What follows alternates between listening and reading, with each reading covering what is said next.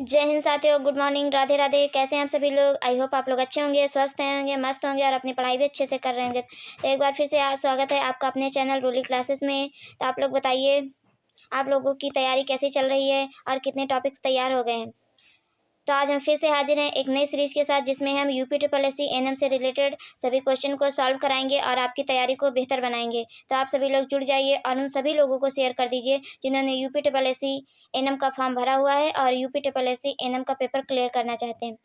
तो बहुत ही बेहतरीन और शानदार कंटेंट के साथ हम फिर से हाजिर हैं। तो आइए बिना समय गंवाए इस क्लास को स्टार्ट करते हैं। आज की क्लास का पहला क्वेश्चन ये रहा आपकी स्क्रीन पे, आप लोग पढ़िए और आंसर कीजिए। आज ये सभी क्वेश्चन मिडवाइफरी से रिलेटेड हैं, क्योंकि आप लोगों की डिमांड थी कि मिडवाइफरी के क्वेश्चन लेके आइए, मिडवाइफरी के क्वेश्चन लेके आइए। तो ये क्लास मिडवाइफरी से रिलेटेड सभी क्वेश्चन हैं और जो हमारा एग्ज़ाम होता है उसमें मिडवाइफरी से रिलेटेड क्वेश्चन ज़्यादा पूछे जाते हैं। तो फिर आपको पूरा डिटेल में बताऊंगी कि किस किस पोर्शन से कैसे कैसे क्वेश्चन आते हैं लास्ट में। तो आप लोग बने रहिएगा अंत तक। क्वेश्चन कह रहा है, इंट्रा यूट्राइन लाइफ के दौरान कौन सी संरचना माता तथा भ्रूण के मध्य संबंध स्थापित करती है। बहुत ही इंपॉर्टेंट क्वेश्चन है और ये जो सीरीज मैंने स्टार्ट की है ये आपके एग्जाम के पॉइंट ऑफ व्यू से बहुत ही इंपॉर्टेंट है, क्योंकि जितने भी क्वेश्चन हैं ये सभी क्वेश्चन रिपीटेड हैं, कई बार एग्जाम में आए हैं। जरूरी नहीं कि वो यूपी में ही आए हैं, यूपी, बिहार, राजस्थान, मध्य प्रदेश, झारखंड, बहुत सी ऐसे एग्जाम हैं जिनमें ये सभी क्वेश्चन आए हुए हैं एक से दो बार। तो आप लोग अच्छे से रिवाइज कीजिए, अच्छे से नोट्स बनाइए, तैयारी कीजिए, क्योंकि अब एग्ज़ाम का बहुत टाइम नहीं बचा है। तो आप लोग एकदम अपनी तैयारी में एकदम परफेक्ट हो जाइए, बाकी एग्ज़ाम जब होगा तो हम देंगे। क्वेश्चन कह रहा है, इंट्रा यूट्राइन लाइफ के दौरान कौन सी संरचना माता व भ्रूण के मध्य संबंध स्थापित करती है। Option A placenta, option B umbilical cord, option C गर्भाशय, ऑप्शन डी योनि। तो इस क्वेश्चन का राइट आंसर है option A. Right answer option A placenta. इस क्वेश्चन का राइट आंसर है ऑप्शन ए प्लेसेंटा। बहुत अच्छे से आपको पढ़ना है और आप लोग अपना कमेंट कीजिए। नेक्स्ट क्वेश्चन आपकी स्क्रीन पे ये रहा। क्वेश्चन कह रहा है, निषेचित अंडे का गर्भाशय की दीवार पर आरोपण किस दिन पूर्ण हो जाता है। निषेचित अंडे का गर्भाशय की दीवार पर आरोपण किस दिन पूर्ण हो जाता है। ऑप्शन ए 5वें दिन, ऑप्शन बी 11वें दिन, ऑप्शन सी 20वें दिन, ऑप्शन डी दूसरे दिन। आप लोग अपना आंसर कमेंट कीजिए जल्दी जल्दी,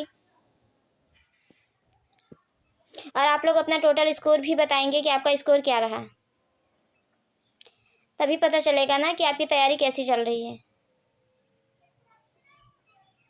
निषेचित अंडे का गर्भाशय की दीवार पर आरोपण किस दिन पूर्ण हो जाता है। इस क्वेश्चन का राइट आंसर है option B. Right answer option B, 11वें दिन। किस दिन हो जाता है? 11वें दिन हो जाता है। नेक्स्ट क्वेश्चन आपकी स्क्रीन पे, टर्म पर प्लेसेंटा का वजन लगभग होता है। यहाँ पर आपसे पूछ रहा है कि जब परिपक्व प्लेसेंटा होता है तो उस समय उसका लगभग वजन कितना हो जाता है। Option A 100 gram, option B 300 gram, option C 500 gram, option D 1000 gram. Term पर प्लेसेंटा का वजन लगभग होता है। प्लेसेंटा कैसा ऑर्गन है? तो प्लेसेंटा एक टेम्परेरी ऑर्गन है। कैसा? टेम्परेरी ऑर्गन है, जो प्रेगनेंसी के टाइम बनता है और डिलीवरी के बाद एक्सपेल आउट हो जाता है। तो इस क्वेश्चन का राइट आंसर है option D. Right answer option D, 100 ग्राम, सॉरी 1000 ग्राम। टर्म पर प्लेसेंटा का वजन लगभग कितना होता है? 1000 ग्राम। तो राइट आंसर ऑप्शन डी, लगभग में होता है। नेक्स्ट क्वेश्चन आपकी स्क्रीन पे ये रहा। टर्म पर प्लेसेंटा का लगभग कितना भाग फीटल ओरिजिन का होता है। क्वेश्चन का कहने का मतलब ये है कि जब टर्म पर जब प्लेसेंटा होता है उसका लगभग कितना भाग फीटल ओरिजिन का होता है, क्योंकि इसमें जो प्लेसेंटा होता है इसमें 2 सरफेस होती है, एक मैटरनल सरफेस होती है, एक फीटल सरफेस होती है। तो जो मैटरनल सरफेस होती है वो हल्की सी स्पंजी खुरदरी टाइप की होती है, और जो फीटल सरफेस होती है वो एकदम चिकनी चमकदार होती है, जिसे फीटल सरफेस कहते हैं। तो आपको ये बताना है कि जो प्लेसेंटा का लगभग कितना भाग फीटल ओरिजिन का होता है। ऑप्शन ए 1/5वां भाग, option B 1/4, option C 4/5, option D 1/2।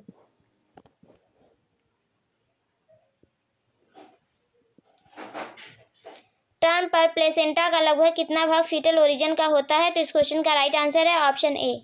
Right answer option ए 1/5। 1/5 1/5वां भाग।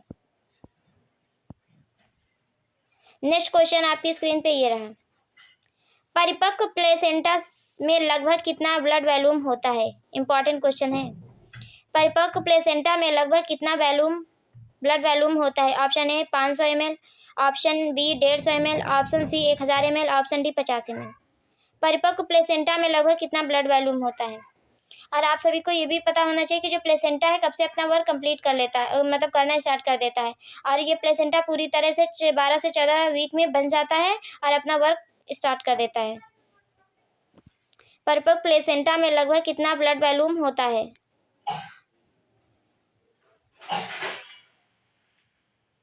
तो इस क्वेश्चन का राइट आंसर है ऑप्शन ए। राइट आंसर है option A 500 ml। Right answer option A 500 ml।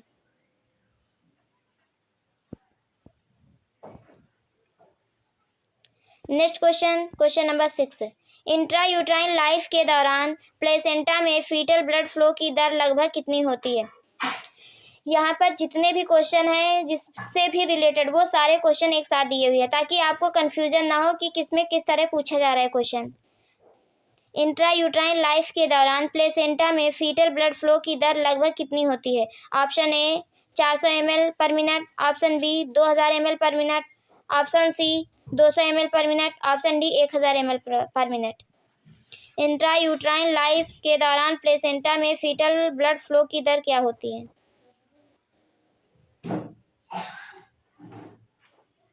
लगभग ये सभी क्वेश्चन है तो इसका राइट आंसर है option A. Right answer option A 400 ml per minute. 400 ml per minute.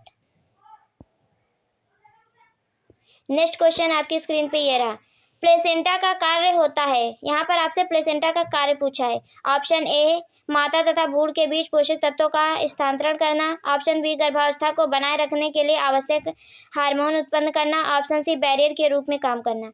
तो आप सभी को पता है कि प्लेसेंटा के कौन कौन से कार्य होते हैं।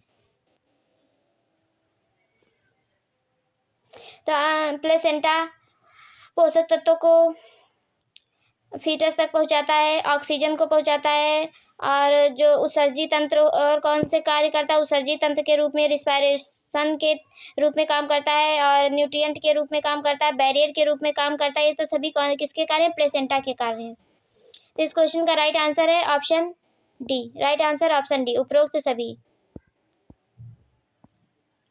नेक्स्ट क्वेश्चन आपकी स्क्रीन पे ये रहा। वह कौन सा एंजाइम है जो प्लेसेंटा से उत्पन्न होता है तथा एराकिडोनिक एसिड के संश्लेषण के लिए आवश्यक होता है? क्वेश्चन कह रहा है वह कौन सा एंजाइम है जो प्लेसेंटा से उत्पन्न होता है तथा एराकिडोनिक एसिड के संश्लेषण के लिए आवश्यक होता है। Option A diamine oxidase, option B oxytocinase, option C phospholipase A2, option D Methergine. Option D Methergine. तो आपको बताना है कि वह कौन सा एंजाइम है जो प्लेसेंटा से उत्पन्न होता है तथा एराकिडोनिक एसिड के संश्लेषण के लिए आवश्यक होता है। तो इस क्वेश्चन का राइट आंसर है ऑप्शन सी। राइट आंसर है option C phospholipase A2।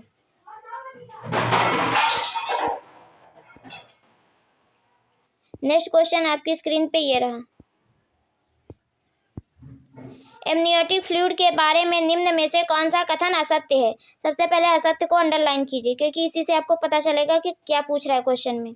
Option a term पर इसकी मात्रा लगभग 600 से 800 ml होती है, ऑप्शन बी इसकी प्रकृति क्षारीय होती है, ऑप्शन सी इसकी स्पेसिफिक ग्रेविटी लगभग 1.010 है, ऑप्शन डी टर्म पर इसका रंग सुनहरा या गोल्डन होता है। आपको बताना है कि एमनियोटिक फ्लूइड के बारे में कौन सा जो ऑप्शन है वो रॉन्ग है।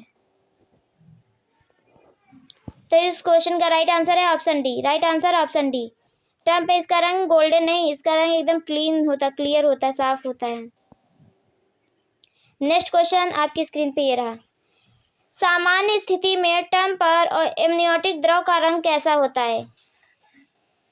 सामान्य स्थिति में टर्म पर एमनियोटिक द्रव का रंग कैसा होता है? Option A pale straw colour, option B golden, option C greenish yellow, option D dark cloud. आपको बताना है कि सामान्य स्थिति में टर्म पर एमनियोटिक द्रव का रंग कैसा होता है। तो इस क्वेश्चन का राइट आंसर है option A. Right answer option A, pale stroke colour. Next question आपकी स्क्रीन पे, RH इनकम्पैटिबिलिटी के दौरान एमनियोटिक फ्लूइड का रंग होता है। RH इनकम्पैटिबिलिटी के दौरान एमनियोटिक फ्लूइड का रंग होता है। Option A pale stroke colour, option B golden, option C greenish yellow, option C dark colour. तो आपको बताना है RH इनकम्पैटिबिलिटी के दौरान एमनियोटिक फ्लूइड का रंग कैसा होता है। तो इस क्वेश्चन का राइट आंसर है option B. Right answer option B. तो RH इनकम्पैटिबिलिटी में एमनियोटिक फ्लूइड का कलर कैसा होता है? तो गोल्डन होता है। कैसा होता है? गोल्डन होता है। और डार्क रेड होगा तो क्या समझेंगे? Accidental haemorrhage. Accidental haemorrhage. Next question, post maturity के दौरान एमनियोटिक द्रव का रंग होता है। पोस्ट मैच्योरिटी के दौरान एमनियोटिक द्रव का रंग होता है। Option A pale stroke colour, option B golden, option C greenish yellow, option D dark colour. Post maturity के दौरान, तो इस क्वेश्चन का राइट आंसर है ऑप्शन सी ग्रीनिश येलो। कैसा होता है? Greenish yellow. तो अब आप सभी को पता चला कि टर्म पे एमनियोटिक फ्लूइड का कलर कैसा होता है। पेल स्ट्रोक कलर होता है। और वो RH इनकम्पैटिबिलिटी में कैसा कलर होता है एमनियोटिक फ्लूइड का? तो गोल्डन होता है। पोस्ट मैच्योरिटी में ग्रीनिश येलो होता है। और जब एक्सीडेंटल डार्क रेड होता है तो किसका संकेत होता है? तो एक्सीडेंटल हेमरेज का संकेत। अगर टोबैको कलर है तो इंट्रायूट्राइन डेथ, इंट्रायूट्राइन डेथ का संकेत होता है। नेक्स्ट क्वेश्चन आपकी स्क्रीन पे ये रहा, एमनियोटिक द्रव में कौन सा कार्बनिक पदार्थ उपस्थित होता है? एमनियोटिक द्रव में कौन सा कार्बनिक पदार्थ उपस्थित होता है, प्रेजेंट होता है? Option A protein 0.3 gram%, option B lipid तथा ग्लूकोज, ऑप्शन सी यूरिया तथा क्रिएटिनिन, ऑप्शन डी उपरोक्त सभी। आपको बताना है कि एमनियोटिक द्रव में कौन सा कार्बनिक पदार्थ उपस्थित होता है। तो इस क्वेश्चन का राइट आंसर है option D. Right answer option D. Amniotic द्रव में ये सभी कार्बनिक पदार्थ उपस्थित होते हैं। Protein, lipid, glucose, urea, creatine, ये सभी उपस्थित होते हैं, प्रेजेंट होते हैं। नेक्स्ट क्वेश्चन आपकी स्क्रीन पे ये रहा, गर्भावस्था के दौरान एमनियोटिक फ्लूइड का कार्य होता है। गर्भावस्था के दौरान एमनियोटिक फ्लूइड का कार्य होता है। ऑप्शन ए या आघात अवशोषक के रूप में कार्य करता है, ऑप्शन बी या तापक्रम को समान बनाए रखता है, ऑप्शन सी या भ्रूण को स्वतंत्र गति में सहायक होता है, ऑप्शन डी उपरोक्त सभी। तो जो एमनियोटिक फ्लूइड का कार्य होता है ये टेम्परेचर को मेंटेन करता है, जो फीटस होता है उसके मूवमेंट में हेल्प करता है और उसे बैरियर के रूप में भी काम करता है, अवशोषक, घातक अवशोषक के रूप में भी कार्य करता है। तो आपको बताना है कि यहाँ पे राइट आंसर क्या होगा। तो ये सभी एमनियोटिक फ्लूइड के कार्य हैं, तो इसका right answer option D. Right answer option D, उपरोक्त सभी। ये आप लोगों के लिए बहुत ही इंपॉर्टेंट है, छोटी छोटी चीज़ों को समझना, क्योंकि इन्हीं सबसे क्वेश्चन आते हैं। नेक्स्ट क्वेश्चन है, गर्भावस्था के दौरान योनि का पीएच होता है। गर्भावस्था के दौरान योनि का पीएच होता है। ऑप्शन ए अम्लीय, ऑप्शन बी क्षारीय, ऑप्शन सी उदासीन, ऑप्शन डी कभी अम्लीय तथा कभी क्षारीय। गर्भावस्था के दौरान योनि का पीएच होता है, तो गर्भावस्था के दौरान योनि का पीएच अम्लीय होता है, क्योंकि जब प्रेगनेंसी का टाइम होता है तो उस टाइम बहुत से इन्फेक्शन यूटीआई होने की का भी डर होता है, बहुत से इन्फेक्शन होने का डर होता है, तो जिससे एसिडिक होता है, तो जितने भी जीवाणु वगैरह होते हैं वो ज़्यादा जल्दी ग्रोथ नहीं कर पाते हैं एसिडिक होने की वजह से। नेक्स्ट क्वेश्चन आपकी स्क्रीन पे ये रहा, कौन सा कथन सत्य नहीं है? यहाँ पर कह रहा है सत्य नहीं है, सत्य है नहीं, सत्य नहीं है। आपको फाइंड करना है कि कौन सा कथन सत्य नहीं है। ऑप्शन ए गर्भावस्था के दौरान गर्भाशय की बॉडी का इनलार्जमेंट तथा ग्रोथ हो जाती है। ऑप्शन बी टर्म पर गर्भाशय का वजन लगभग 200 से 800 ग्राम होता है। ऑप्शन सी मल्टीपारा में टर्म पर गर्भाशय की स्थिति सामान्यतः एंटीवर्टेड होती है। ऑप्शन डी 36वें सप्ताह के बाद गर्भाशय की आकृति गोलाकार स्फेरिकल हो जाती है। आपको बताना है इसमें से कौन सा सत्य नहीं है। गर्भावस्था के दौरान गर्भाशय की जो बॉडी होती है वो इनलार्ज हो जाती है तथा ग्रोथ हो जाती है, ये तो राइट है। टर्म पर गर्भाशय का वजन लगभग 200 से 800 ग्राम होता है, ये रॉन्ग है। मल्टीपारा में टर्म पर गर्भाशय की स्थिति सामान्यतः एंटीवर्टेड रहती है, ये भी सही है। और 36वें सप्ताह के बाद गर्भाशय की आकृति गोलाकार हो जाती है, ये भी सही है। तो इसका राइट आंसर क्या होगा? Option B. Right answer option B. गर्भाशय का लगभग वजन कितना हो जाता है? 800 से 1000 ग्राम, 900 से 1000 gram. Right answer option B. Next question आपकी स्क्रीन पे ये रहा। टर्म पर गर्भाशय का वजन लगभग होता है। टर्म पर गर्भाशय का वजन लगभग होता है। ऑप्शन ए 200 से 300 ग्राम, ऑप्शन बी 900 से 1000 ग्राम, ऑप्शन सी 2 से 3 किग्रा, ऑप्शन डी 400 से 500 ग्राम। टर्म पर गर्भाशय का वजन लगभग कितना होता है? अभी मैंने बताया था कि गर्भाशय का वजन टर्म पे 900 से 1000 ग्राम हो जाता है लगभग में। तो right answer option B. Next question आपकी स्क्रीन पे ये रहा। ब्रैक्टन हिस्क संकुचन है, ब्रैक्टन हिस्क कॉन्ट्रैक्शन है। ऑप्शन ए गर्भावस्था में होने वाले गर्भाशय संकुचन, ऑप्शन बी गर्भावस्था में होने वाले हृदय संकुचन, ऑप्शन बी प्यूबर्टी में होने वाले गर्भाशय संकुचन, ऑप्शन डी प्रसव के बाद होने वाले गर्भाशय संकुचन। ब्रैक्टन हिस्क संकुचन किसे कहते हैं या ब्रैक्टन हिस्क कॉन्ट्रैक्शन किसे कहते हैं, आपको बताना है। तो इस क्वेश्चन का राइट आंसर है option A. Right answer option ए, गर्भावस्था में होने वाले गर्भाशय संकुचन। तो ये किस में आते हैं? कौन से? प्रेजेंटिव नहीं, प्रोबेबल साइन में आते हैं। किस में आते हैं? प्रोबेबल साइन में आते हैं। नेक्स्ट क्वेश्चन आपकी स्क्रीन पे ये रहा। निम्न में से कौन सा कथन असत्य है? निम्न में से कौन सा कथन असत्य है, उसको टिक कर लीजिए क्या पूछ रहा है। ऑप्शन ए गर्भावस्था में ब्रैक्टन हिस्क संकुचन होते हैं, सही है। ऑप्शन बी उदरीय गर्भावस्था में ब्रैक्टन हिस्क संकुचन अधिक होते हैं। ऑप्शन सी ब्रैक्टन हिस्क संकुचन बाइमैनुअल परीक्षण से महसूस किए जा सकते हैं। ऑप्शन डी गर्भावस्था के टर्म पर गर्भाशय संकुचन बार बार तथा अधिक तीव्रता से होते हैं। यहाँ पर आपसे असत्य पूछा है, तो कौन सा गलत है उसके बारे में आपको बताना है। तो इस क्वेश्चन का राइट आंसर है ऑप्शन बी। राइट आंसर है ऑप्शन बी।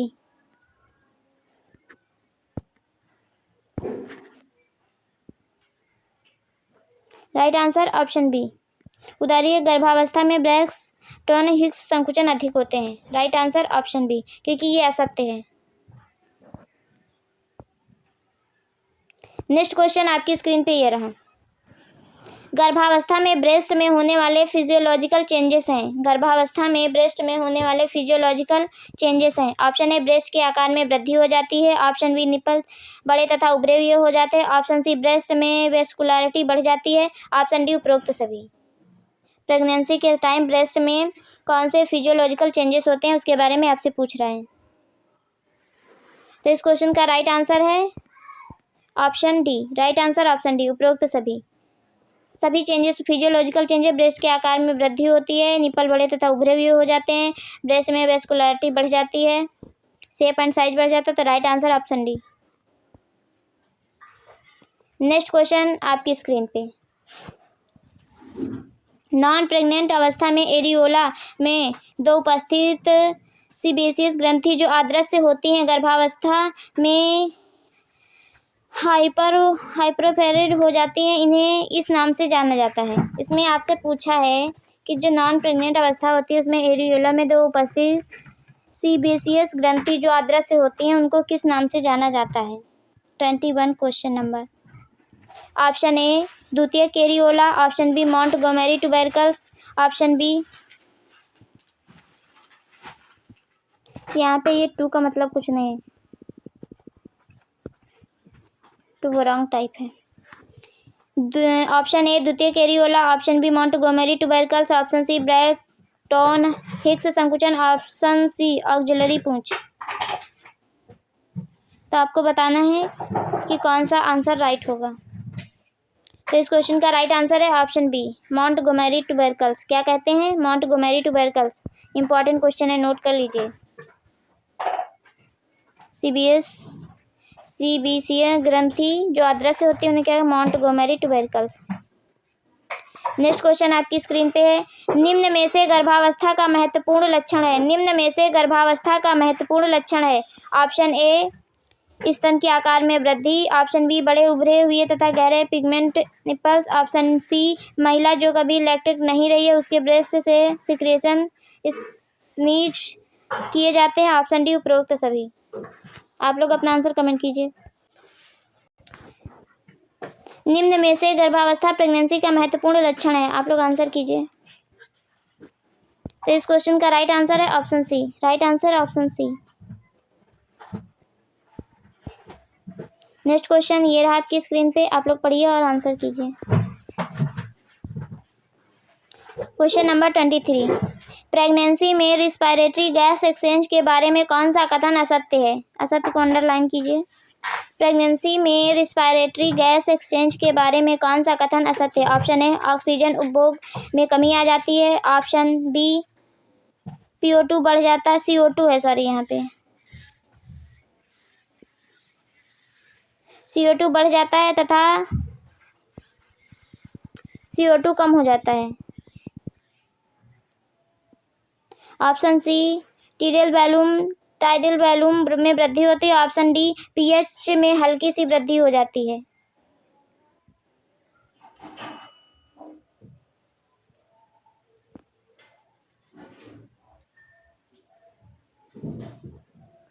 आपको बताना है प्रेगनेंसी में रिस्पायरेटरी गैस एक्सचेंज के बारे में कौन सा कथन असत्य है।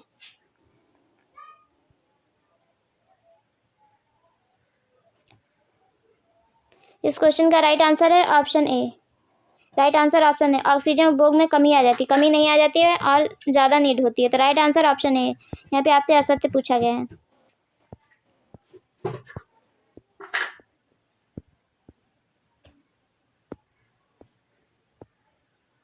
नेक्स्ट क्वेश्चन आपकी स्क्रीन पे ये रहा, गर्भावस्था में जीफिस स्टर्नम से सिम्फाइसिस प्यूबिस के मध्य में पाया जाने वाला भूरा काला वर्णक युक्त क्षेत्र पिगमेंटेड एरिया कहलाता है। Option A, chloasma gravidarum. Option B, linea nigra. Option C, striae gravidarum. Option D, Montgomery tubercles. गर्भावस्था में जीफिस स्टर्नम से सिम्फाइसिस प्यूबिस के मध्य पाया जाने वाला पिगमेंटेड एरिया कहलाता है, क्या कहलाता है? प्लाज्मा जो ग्रेविडारम है ये फेस पे हो जाता है। Linea nigra, striae gravidarum, Montgomery tubercles. तो इस क्वेश्चन का राइट आंसर है ऑप्शन बी, लीनिया नाइग्रा। क्या कहते हैं? Linea nigra. जो स्टाई ग्रेविडारम होते हैं ये जहाँ पे स्किन खिंचती है या तनाव जैसी स्थिति होती है, जैसे थाई में हो जाता है, एब्डोमिनल के नीचे पार्ट में हो जाता है, जहाँ पे खिंचाव होता है वहाँ पे ये होते हैं। और मॉन्टगोमेरी ट्यूबरकल्स ये कहाँ होते हैं? तो ये ब्रेस्ट में होते हैं। तो राइट आंसर ऑप्शन बी। इस क्वेश्चन का नेक्स्ट क्वेश्चन आपकी स्क्रीन पे, निम्न में से कौन सी एक्लेम्सिया की कॉम्प्लिकेशन नहीं है? निम्न में से कौन सी एक्लेम्सिया की कॉम्प्लिकेशन नहीं है? Option A, renal failure. Option B, cerebral haemorrhage. Option C, thrombocytosis. Option D, shock. Pre eclampsia का कॉम्प्लिकेशन नहीं है, आपसे प्री एक्लेम्सिया की बात कर रहा है, सॉरी एक्लेम्सिया। निम्न में से कौन सी एक्लेम्सिया की कॉम्प्लिकेशन नहीं है? प्री एक्लेम्सिया गलती से बोल दिया, सॉरी एक्लेम्सिया। तो इस क्वेश्चन का राइट आंसर है option C, thrombocytosis. Right answer option C, thrombocytosis. ये कॉम्प्लिकेशन नहीं है एक्लेम्सिया का। नेक्स्ट क्वेश्चन आपकी स्क्रीन पे ये रहा, स्वास्थ्य महिला में संपूर्ण गर्भावस्था के दौरान वजन में लगभग कुल कितनी वृद्धि हो जाती है? एक स्वस्थ महिला में संपूर्ण गर्भावस्था के दौरान वजन में लगभग कुल कितनी वृद्धि हो जाती है? Option A, 5 kilogram. Option B, 6 kilogram. Option C, 3 kilogram. Option D, 11 kilogram. एक स्वस्थ महिला होती है उसका लगभग वजन में कितना वृद्धि होती है? तो इस क्वेश्चन का राइट आंसर है ऑप्शन डी, लगभग 11 किलो। लगभग 11 किलो। नेक्स्ट क्वेश्चन आपकी स्क्रीन पे ये रहा। प्रेगनेंसी में लगभग कुल कितना ब्लड वॉल्यूम बढ़ जाता है? प्रेगनेंसी में लगभग कुल कितना ब्लड वॉल्यूम बढ़ जाता है? Option A 100 ml, option B 2000 ml, option C 1500 ml, option D 500 ml। Pregnancy में लगभग कुल कितना ब्लड वॉल्यूम बढ़ जाता है? ब्लड वॉल्यूम की बात कर रहा है। तो इस क्वेश्चन का राइट आंसर है option C. Right answer option C 500 ml, sorry 1500 ml बढ़ता है, 1500 ml बढ़ता है। नेक्स्ट क्वेश्चन आपकी स्क्रीन पे ये रहा। निम्न में से कौन सा कथन सत्य है? निम्न में से कौन सा कथन सत्य है? ऑप्शन ए गर्भावस्था के दौरान प्लाज्मा प्रोटीन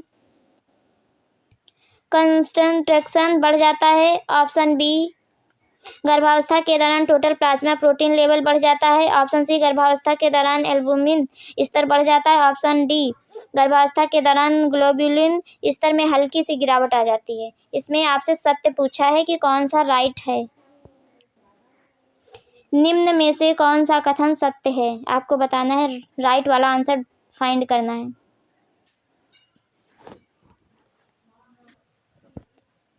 तो इस क्वेश्चन का राइट आंसर है option B. Right answer option B, गर्भावस्था के दौरान टोटल प्लाज्मा प्रोटीन लेवल बढ़ जाता है। Right answer option B. Next question आपकी स्क्रीन पे ये रहा। निम्न में से कौन सा कथन असत्य है? सबसे पहले इसको आपको अंडरलाइन करना है, पूछा है असत्य के बारे में। ऑप्शन ए भ्रूणीय विकास के दौरान नोटोकॉड का विकास गर्भ ठहरने के बाद 14 से 21 दिन तक हो जाता है, ऑप्शन बी भ्रूणीय विकास के दौरान बाहरी जननांगों का विकास गर्भ ठहरने के 8 से 12 सप्ताह में हो जाता है, ऑप्शन सी भ्रूणीय विकास के दौरान सभी प्रमुख संरचनाओं का निर्माण गर्भ ठहरने के बाद 6 से 8 सप्ताह में हो जाता है, ऑप्शन डी गर्भ ठहरने के बाद 28 सप्ताह तक दोनों वृषण टेस्टिकल तथा स्कॉर्टम में चले जाते हैं। गर्भ ठहरने के बाद 28 सप्ताह तक दोनों वृषण टेस्टिकल या वृषण कोष स्कॉर्टम में चले जाते हैं। आपको बताना है कि असत्य कौन सा है। तो इस क्वेश्चन का राइट आंसर ऑप्शन डी होगा, क्योंकि गर्भ ठहरने की बात कर रहा है तो वो फीमेल में होता है, ना कि मेल में होता है। तो right answer option D. Next question आपकी स्क्रीन पे ये रहा। कौन सा कथन सत्य नहीं है? आपको बताना है कौन सा कथन सत्य नहीं है। ऑप्शन ए गर्भावस्था के दौरान कार्डियक आउटपुट बढ़ जाता है, ऑप्शन बी गर्भावस्था के दौरान स्ट्रोक वॉल्यूम बढ़ जाता है, ऑप्शन सी गर्भावस्था के दौरान हार्ट रेट कम हो जाती है, ऑप्शन डी गर्भावस्था के दौरान वीनस प्रेशर बढ़ जाता है। आपसे पूछा है कि कौन सा कथन असत्य है। गर्भावस्था के दौरान कार्डियक आउटपुट बढ़ जाता है, राइट है। गर्भावस्था के दौरान स्ट्रोक वॉल्यूम बढ़ जाता है, राइट है। ऑप्शन सी गर्भावस्था के दौरान हार्ट रेट कम हो जाती है, नहीं, ये भी बढ़ जाती है। ऑप्शन डी गर्भावस्था के दौरान वीनस प्रेशर बढ़ जाता है, राइट। तो इस क्वेश्चन का राइट आंसर है ऑप्शन सी, क्योंकि हार्ट रेट कम नहीं होती और इंक्रीज हो जाती है। आपने देखा होगा जो प्रेग्नेंट लेडी होगी वो बहुत जल्दी जल्दी सांसें लेती है। नेक्स्ट क्वेश्चन आपकी स्क्रीन पे ये रहा, आप लोग पढ़िए और आंसर कीजिए। भ्रूणीय विकास के दौरान दोनों वृषण कोष में डिसेंट कब तक हो जाता है? भ्रूणीय विकास के दौरान दोनों वृषण कोष में डिसेंट कब तक हो जाता है? ऑप्शन ए 20 सप्ताह में, ऑप्शन ए 20 सप्ताह में, ऑप्शन बी 28 सप्ताह में, ऑप्शन सी 32 सप्ताह में, ऑप्शन डी 40 सप्ताह में। तो इस क्वेश्चन का राइट आंसर है ऑप्शन डी 40 सप्ताह में। राइट आंसर ऑप्शन डी 40 सप्ताह में। नेक्स्ट क्वेश्चन आपकी स्क्रीन पे ये रहा। गर्भावस्था के दौरान कौन से अंग में फिजियोलॉजिकल चेंजेस होते हैं? गर्भावस्था के दौरान कौन से अंग में फिजियोलॉजिकल चेंजेस होते हैं? ऑप्शन ए गर्भाशय, ऑप्शन बी स्तन, ऑप्शन सी योनि, ऑप्शन डी उपरोक्त सभी। फिजियोलॉजिकल चेंजेस किस में होते हैं? गर्भाशय में भी होते हैं, स्तन में भी होते हैं, योनि में। तो राइट आंसर ऑप्शन डी है। राइट आंसर ऑप्शन डी है, सभी में होते हैं, uterus, breast, vagina. Next question आपकी स्क्रीन पे ये रहा। ग्राफियन पुट्टिका का विकास किस हार्मोन के प्रभाव में होता है?